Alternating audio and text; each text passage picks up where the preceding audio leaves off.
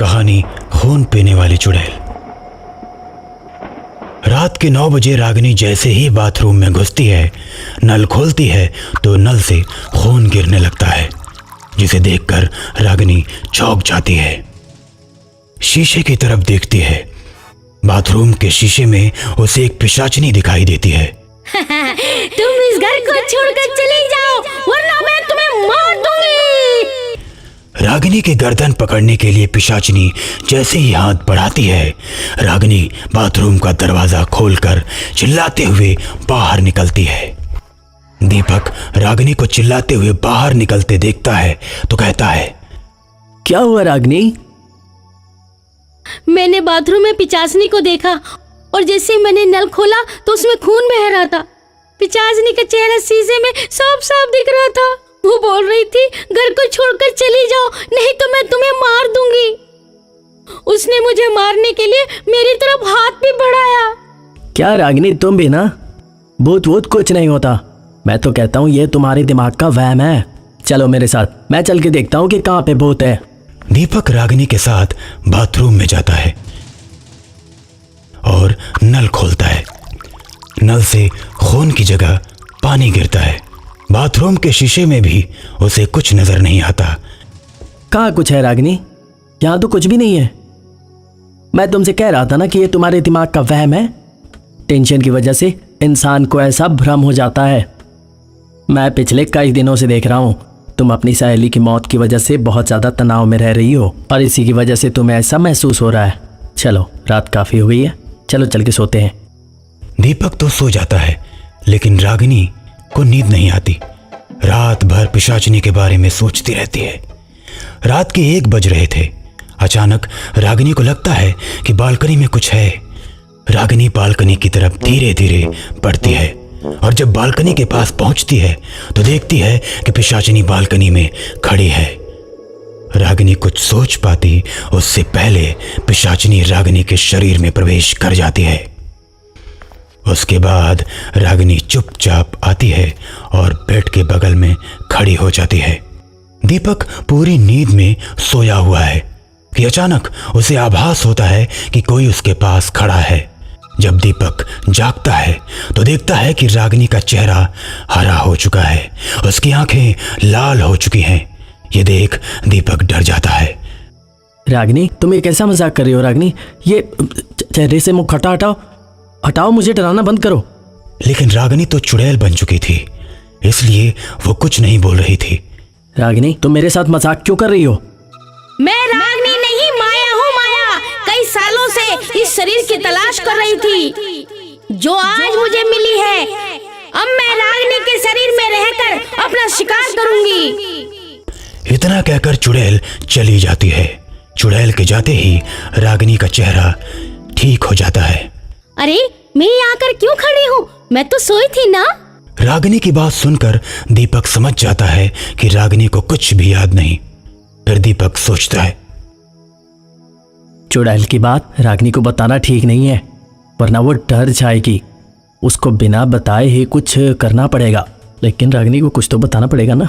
वो क्या है ना रागिनी, तुम नींद में चल रही थी, मैंने अभी अभी तुमको जगाया है, वरना तुम अलमारी में टकरा जाती। लेकिन मैं तो आज तक नींद में चली ही नहीं और मुझे नींद में चलने की बीमारी भी नहीं है, तो फिर मैं आज नींद में कैसे चल रही थी? दीपक परेशान हो जाता है कि ऐसा क्या बोलूं कि रागिनी को मेरी बात का विश्वास हो जाए। वो क्या है ना रागिनी, ये कोई ज़रूरी नहीं है कि ये बीमारी बचपन से ही हो। ये बीमारी कभी भी हो सकती है और मैं भला तुमसे झूठ क्यों बोलूँगा।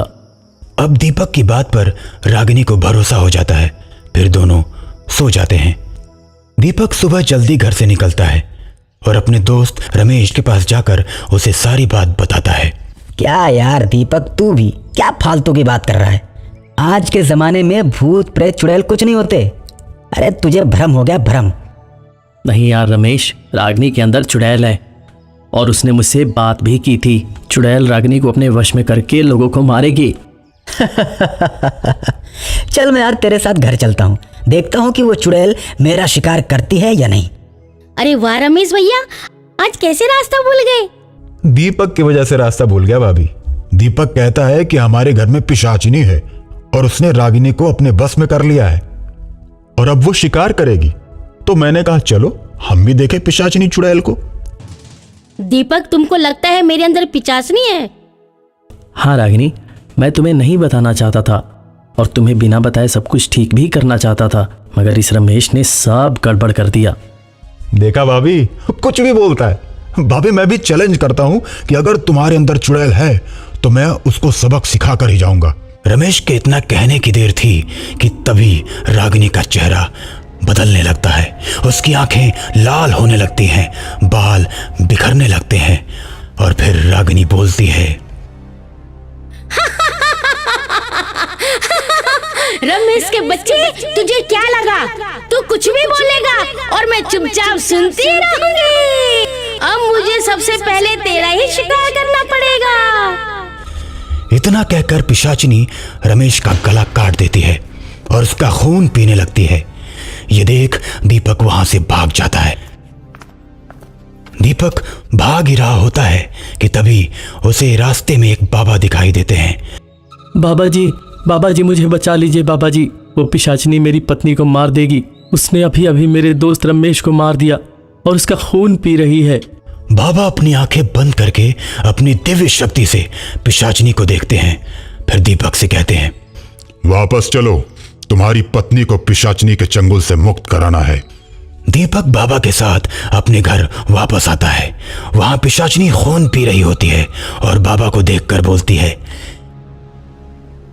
तू मुझे मारने के लिए बाबा को लाया है, लेकिन ये बात याद रखना, अगर तू मुझे मारेगा तो तेरी पत्नी को भी मरना पड़ेगा। तुझे क्या लगता है कि तुझे कोई हरा नहीं सकता, तुझे कोई नहीं मार सकता? पहले मैं तुझे रागिनी के शरीर से बाहर निकालूंगा, फिर तुझे मंत्रों से बांधकर आग में जला दूंगा। तेरे पास अभी भी समय है पिशाचनी, छोड़ दे रागिनी का शरीर। इतना सुनकर पिशाचिनी रागिनी का शरीर छोड़ देती है और बाबा से कहती है, मुझे माफ कर दीजिए बाबा, आज के बाद मैं किसी को परेशान नहीं करूंगी। अब मैं हमेशा हमेशा के लिए यहाँ से जा रही हूँ। इतना कहकर पिशाचिनी गायब हो जाती है। दीपक और रागिनी बाबा को धन्यवाद देते हैं और बाबा उन्हें आशीर्वाद देकर वापस अपने रास्ते पर निकल जाते हैं।